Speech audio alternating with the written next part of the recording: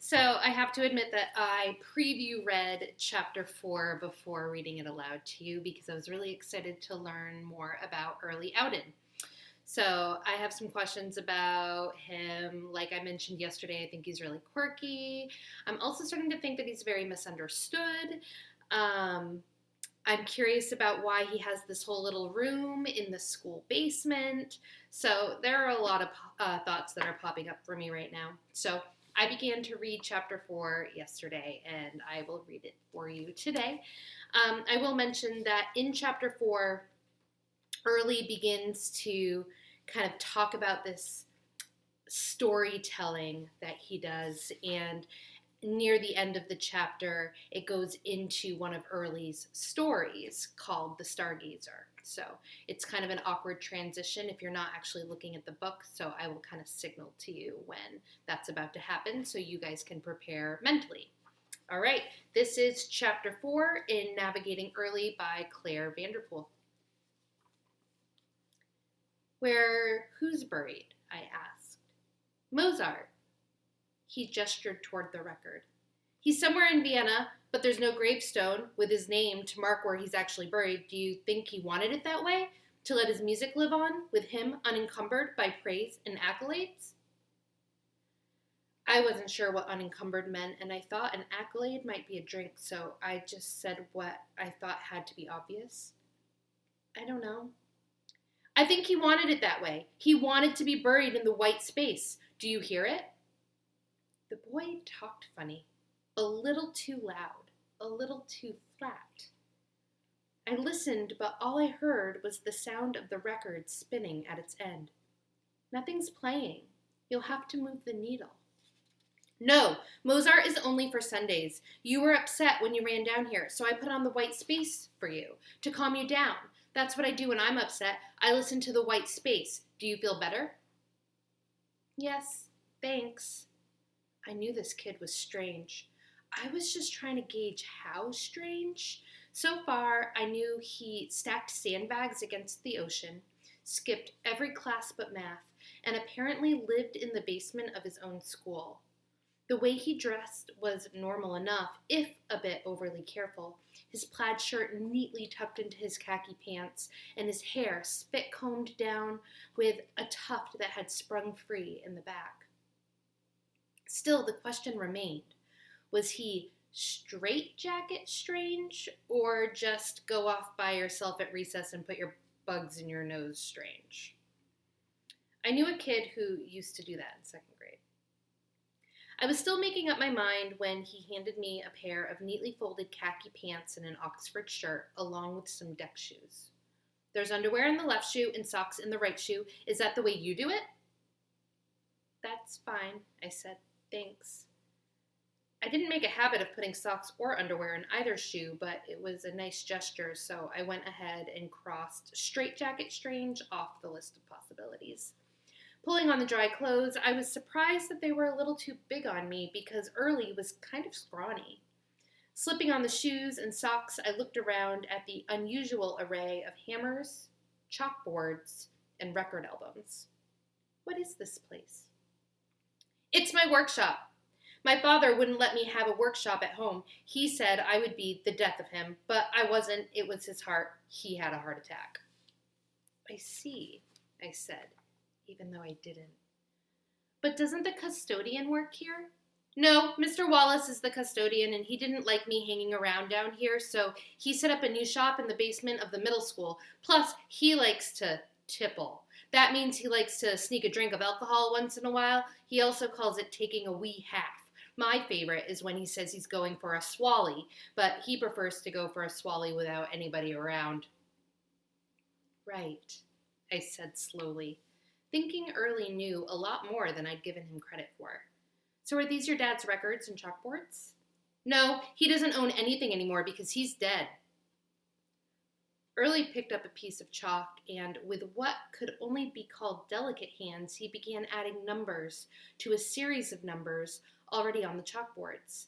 There was a deep croaking sound coming from near the record player. That's Bucky. He's a northern leopard frog. I've had him for 2 years.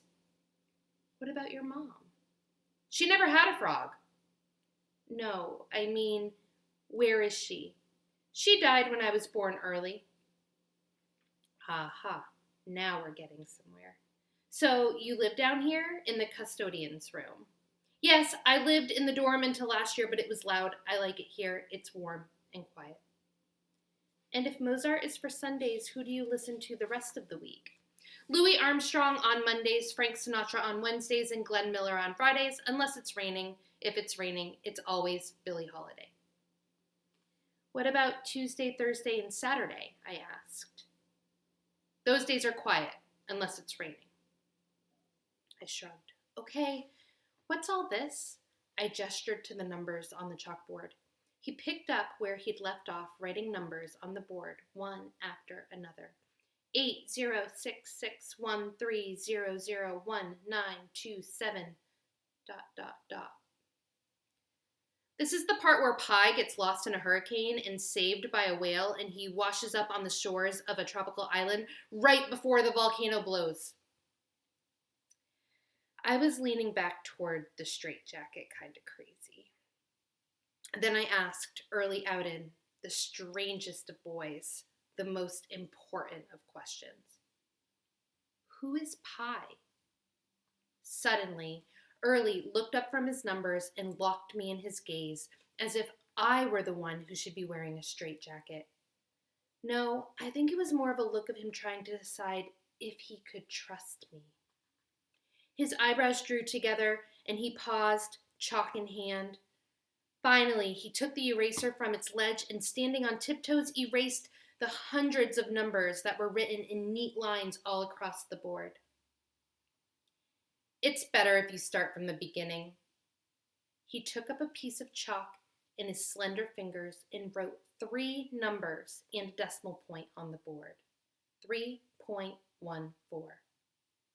I recognized the number pi, or the beginning of it anyway. Kind of a coincidence that he had the whole chalkboard full of the number when we were just discussing it in class. But then my mom always said there are no coincidences, just miracles by the boatload. Yeah, Mr. Blaine was just talking about that in math class, about it ending, but maybe that was after you left. I heard what he said. Early's voice got a little louder. That's crazy talk. How do you know? People thought it was crazy talk to say that the earth wasn't flat or that it moved around the sun and not the other way around. I couldn't resist. People probably think it's crazy talk to say that there are no timber rattlesnakes in Maine. No! Early clenched his hands at his side. It's not like that because the earth isn't flat, and it does move around the sun, and there are timber rattlesnakes in Maine! And pi is just a number. At least, that was what I thought. Early circled the number 1. This is pi. And the rest of the numbers are his story. The story of Pi begins with a family. 3 is his mother. She is beautiful and kind, and she carried him in her heart always. 4 is his father. He is strong and good. And here, Early pointed to the number 1 in the middle. This is Pi. His mother named him Polaris, but she said he would have to earn his name. So here's Early's story called The Stargazer to help us understand better his story of Pi. The Stargazer. Before the stars had names, before men knew how to use them to plot their courses, before anyone had ventured beyond his own horizon, there was a boy who wondered what lay beyond. His gaze was up at the stars with praise and wonder, but his wonder was not only born of awe, it was also born of a question. Why? This question began as a spark in his breast and grew with the kindling only a boy's curiosity can provide. Why is the sky so big? He would ask his mother. Why am I so small? Why does the water creep up on the shore only to retreat again? Why does the moon change its shape? Why do shells hold the sound of the sea? Why? Why? Why? The mother didn't know the answers to his questions, but she did know that one day he would leave, and that day was not as distant as it once had been. She had named him Polaris, a big name for her little boy, and for now she still called him Pi. But the days passed, the moon changed its shape, and the ocean licked the shore and retreated over and over again. Someday when I am big, he thought, I will put my boat in the water and follow it when it retreats. Then I will know why. And the boy grew big. One day he went to his mother and she knew. They both cried their tears, though they were not the same. His were youthful and exhilarating. Hers were old and earned. She had made a necklace of shells for him so he could always hear the sea lapping on his home shore. How will I find my way? She asked as he prepared to leave. Look at the stars, she said, ruffling his hair. They will guide you. The boy and his mother gazed at the stars as they had when he was small. Remember those? He pointed to a cluster that looked like a crab and another that resembled a hunter. Which should be my guide? His mother looked to the night sky. What do you see? She asked. That one. He pointed to a shining star. That one, in the little bear. It's always there. His mother said, we will name that star and it will guide you. And for me, I will know what it is within. I will know that it is within both of our sights. She pointed to the little bear's bright light. That star will be my Polaris. But his mother pointed to a larger group of stars. The little bear has a mother, the great bear. Pi's mother gazed out at the rolling sea, and a mother's love is fierce. The great bear will watch over you. Finally, Pi cast off, waving as the distance grew between them. Then she called after him. He had forgotten the necklace of shells.